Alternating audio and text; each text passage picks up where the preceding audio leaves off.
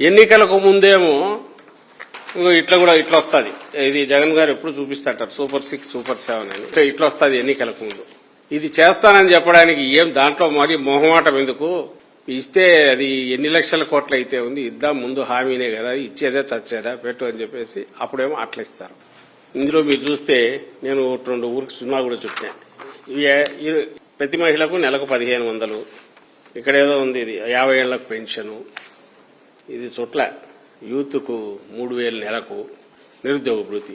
మిగిలినవి నేను ఎందుకంటే కొంచెం ఇస్తున్నానని చెప్పడానికి కొంచెం ఏదో చేశాడు.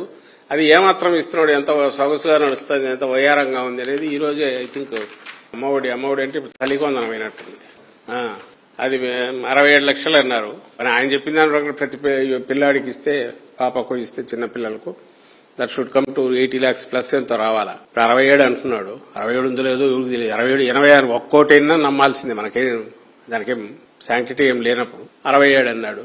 పడింది ఎంత అంటే లాస్ట్ టైం పడింది కూడా 15,000లో 2,000 స్ట్రైట్ కట్ కలెక్టర్ అకౌంట్ అన్నాడు.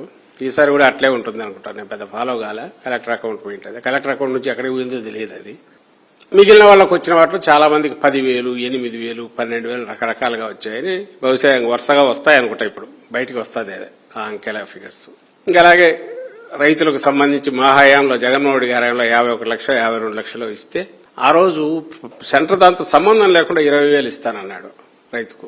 అది ఇప్పుడు 42, 43 ఎంతో పడిపోయినట్టు 7-8 లక్షలు లేపినాడు. పెరగాల్సింది పోయి తగ్గుతాయి. పెన్షన్లు అంతే 66 ఉన్నింది, ఇప్పుడు 61 ఏమో వచ్చింది. 4,000 ఇచ్చాను కదా అంటాడు. అది 4,000 ఇచ్చాను కదా అంటాడు. మరి దీని సంగతి ఏందా తగ్గిందంటే పైగా పెరిగిండాలి కదా, కొత్త వాళ్ళు వచ్చిండాలి కదా. 65,000 కోట్ల పెన్షన్లు అంట.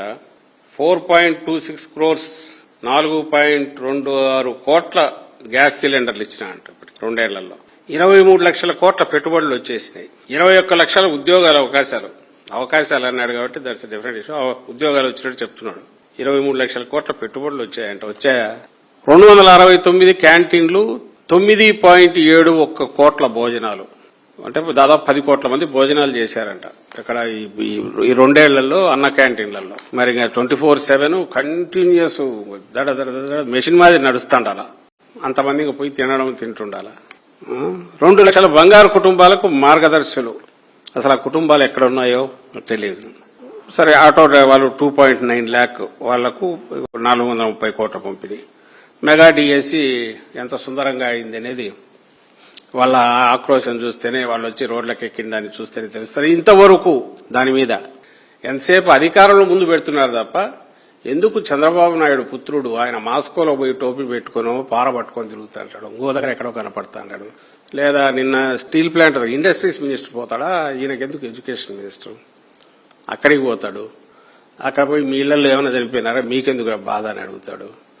ఇవన్నీ చేస్తున్నాడు. కానీ నువ్వు చేసిన డిఎస్సిలో ఇదిగో ఇంత భయంకరంగా లోపాలు కూడా కాన్షియస్ గా మీరు కావాలని చేసినట్టు ఆధారాలతో జరిగిన కుంభకోణం అని చెప్పడానికి సాక్ష్యాలతో పెడుతున్నామని పిల్లలు వాళ్ళు వచ్చినారు. జగన్మోహన్ రెడ్డి గారు మా పార్టీనో తర్వాత ఎంటర్ అయింది. అప్పటికే వాళ్ళు అసలు ఇక్కడ నుంచి ఢిల్లీ వరకు కోర్టుల చుట్టూ తిరుగుతా వాళ్ళు ఉద్యోగార్థులు ఎవరైతే ఉన్నారో డిఎస్సి దానికి రాసిన వాళ్ళు తిరుగుతుంటే ఒక్కసారన్నా ఎందుకు ఎడ్యుకేషన్ మినిస్టర్ రాజీనామా చేయాలి? మామూలుగా అయితే రాజీనామా చేసిండాలా. ఇంత సీరియస్ ఇది జరిగినందుకు స్కాము, క్రైము, మొత్తం సమాజం పట్ల ద్రోహం. అది 3 లక్షలు 4 లక్షల మంది రాశారు. వాళ్ళందరి జీవితాలతో ఆడుకున్నట్టు. అయినా సరే దాని మీద ఒక్క మాట మాట్లాడాడు. ఈ రోజు తప్పించుకున్న 2-3 ఏళ్ల తర్వాత జగన్మోహన్ రెడ్డి గారు వచ్చిన తర్వాత అయినా మొత్తం వీళ్ళందరినీ బోన్లో నిలబడతారు.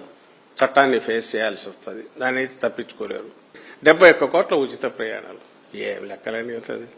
జనం అసలు అంటే కేవలం ఆంధ్రప్రదేశ్ ప్రజలు భరిస్తారు, లేదా వాళ్ళ భాషలోనే చెప్పాలంటే ఏం పీకుతారు, ఎన్నుకున్నారు ఇంకా చస్తారా మోయక అనే లాంటి చులకన భావం లేకపోతే ఇట్లా బిహేవ్ చేస్తారా?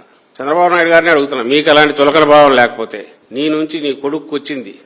ఇంకా సరే, ఆయన కంటే మీ డిప్యూటీ సీఎం ఆయనకు ఉండాల్సిన అవసరం లేదు. ఎందుకంటే సినిమాలో అట్లే ఉంటుంది కాబట్టి, సినిమాలో హీరో స్క్రిప్ట్ ప్రకారం పోతాడు కాబట్టి రీల్కు ఎట్లుంటే దాని క్యారెక్టర్ దాన్ని చేస్తాడు. So he need not be, అది లోపల అదే కానక్కర్లా. పాప మా ఆయనని తప్పేముంది. ప్లస్ ఆయన ఏ రోజు నేను క్వశ్చన్ చేస్తానన్నాడు తప్ప పనులు చేస్తానని ఎప్పుడు అనలా.